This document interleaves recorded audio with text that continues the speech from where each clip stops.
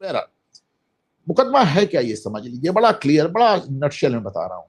1938 में 1938 में जवाहरलाल नेहरू ने एक कंपनी बनाई जिसका नाम था एसोसिएटेड जर्नल लिमिटेड, AJL। अब उसमें अखबार निकला नेशनल हेराल्ड। देखिए ऐसा होता है जब टाइम्स ऑफ इंडिया अखबार है पर कंपनी कौन सी, बेनेट कोलमैन, उसी तरह। तो उसमें अखबार निकला नेशनल हेराल्ड। हिंदी का भी निकला था, उसका मैं नाम इस समय भूल रहा हूं, अगर आपको किसी को याद हो तो याद दिला दे। 2 अखबार निकले। तो नेहरू इसके, अक्सर कहा जाता है कि नेहरू संपादक थे, वो एक दिन के लिए संपादक नहीं थे, नेहरू इसके चेयरमैन थे। मतलब जहां पे वित्तीय, जहां पे फाइनेंशियल मामला था, वो बने उसके चेयरमैन।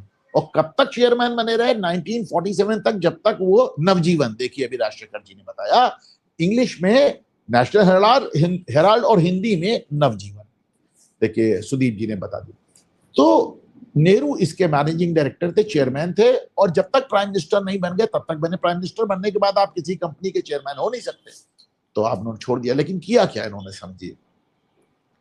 तो 1947 तक नेहरू इसके चेयरमैन रहे, प्रधानमंत्री बन गए।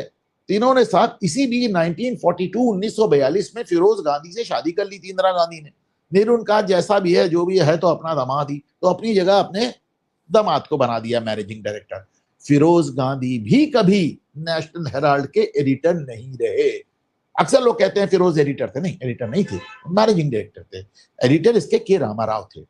बहरहाल, तो ये लोग सिर्फ उसका फाइनेंशियल पार्ट कंट्रोल कर रहे थे।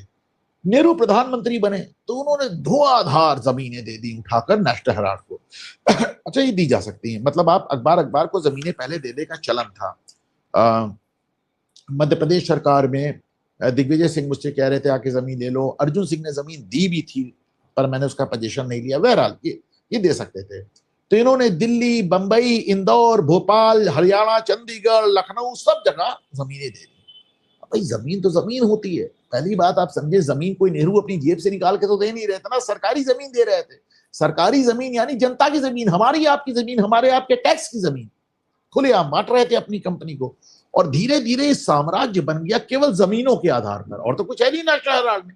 और क्या है भाई, सिर्फ जमीन है, बिल्डिंग है। 6000 करोड़ का एक एम्पायर खड़ा हो गया। अब भाई लेकिन नेशनल हेराल्ड ले देके वही बातें करता था जैसे इस समय सुप्रिया श्रीनेत करते हैं, रागिनी नायक करते हैं, पवन खेड़ा करते हैं। कांग्रेस कांग्रेस, गांधी गांधी, राहुल गांधी, इंदिरा गांधी, ये सब करता, और पढ़ना बंद कर दिया, लॉसेस में चला गया। लॉस होते होते सन 2000 तक इस पे लॉस हो गया 90 करोड़ हो गया।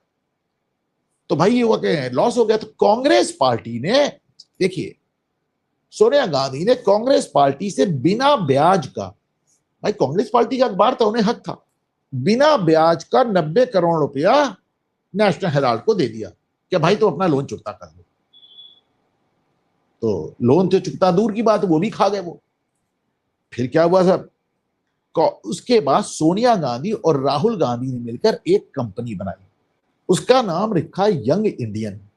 यंग इंडियन आपको याद होगा, मोहनदास करमचंद गांधी एक अखबार निकालते थे 1919 से लेकर 1931 तक, उसी के नाम पे।